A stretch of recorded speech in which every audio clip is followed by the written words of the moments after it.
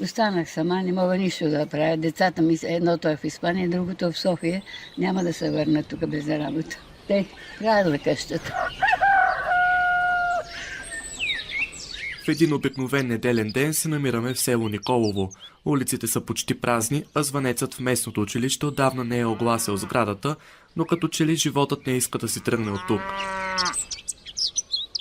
Малкото останали жители си спомнят за миналото, за което все се надяват, че ще се върне. Не е така оживено, имаше училище с много ученици, здравна служба имахме. Читалището беше пълно, сладкарницата там винаги пенсионерите, понеже аз работех в почта преди, като вземат пенсиите, отиват, напълнят чантите, чакат събота и неделя да си дойдат децата им от Кърджали, от Хасково. Беше шумно, имаше много празници. Събирахме се често в читалището, имаше певческа група, ходехме на екскурзии заедно, деца, възраст. Много хубаво беше. Както в много други села, и тук хората искат училището да работи, а те да имат с какво да се препитават, за да останат. Тук са живяли поне 3000 души. Училището. Са учили от близките села деца. Обаче в един момент, като закриват училището, всички драскат на някъде. Всеки тръгва да търси работа, най-малкото, защото в селото няма работа. Сега в момента се остане само възрастни хора пък. То обезлюдяването е свързано с това, че малките градчета в провинцията също обезлюдяха и всички млади хора отидаха в големите градове. По-напред имаше доста работа, имаше един цех тук, плетяха, шиеха. ТКЗ-то имаше много служители, имаше работилница на ТКЗ-то, където ремонтираха машините, също хора. Земята тя е такава, или тютюн, или пшеница с тютюн вече няма смисъл. Цигарите много рядко да ги пушат, не знам още пушат ли. Целите семейства беха ангажирани, децата от малки още берат, нижат, пък сега няма нищо.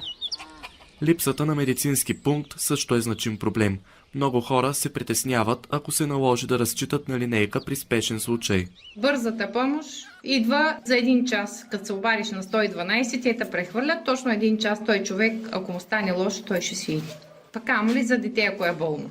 Според секретаря на местното кметство Таня Танасова, много къщи и до днес остават празни, но поради друга причина. Като няма жители, те не отпускат средства. Те не могат на половината къщи да си открият собствениците на къщите, да си платят данъците. Това е непосилно да се открият всички собственици. Някои идват, купуват къщи и бягат в чужбина, само да си оползотворят парите. Напоследък, както в много други села, в Николово се наблюдава завръщането на все повече млади и възрастни хора. Сега къщите не са празни, купуват ги, доста са скъпи, обаче хората идват да се починат, не е така оживено като преди. За да бъде пълноценен процесът обаче, хората са на мнение, че трябва да се предприемат поне няколко мерки. Трябва много държавата да се намеси. Живота на село колкото е ефтин, толкова и труден, защото няма помощ от никъде. Не хаят за селата, разбираш? Обезлюди са за 30-40 години, може би ще се насели след 50. С какво могат да се привлекат младите хора на село?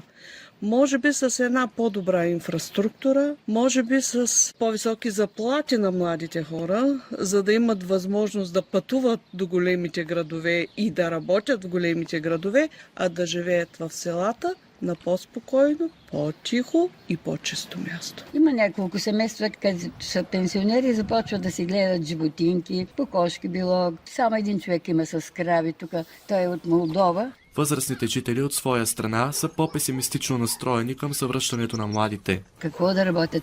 Имаме един арендатор, който е взимал всичките ниви, дава рента по 40 лева на декар и всичките си дадаха нивите. Няма как да се обработват тия нивите. Машините са в него, всичко в него. Хората признават, че животът на село е труден, но това не трябва да демотивира младите. Трудно е за тези, които са останали, защото чакат младите да се върнат. Иначе живота на село е много по-спокоен. Това и младите трябва да го знаят.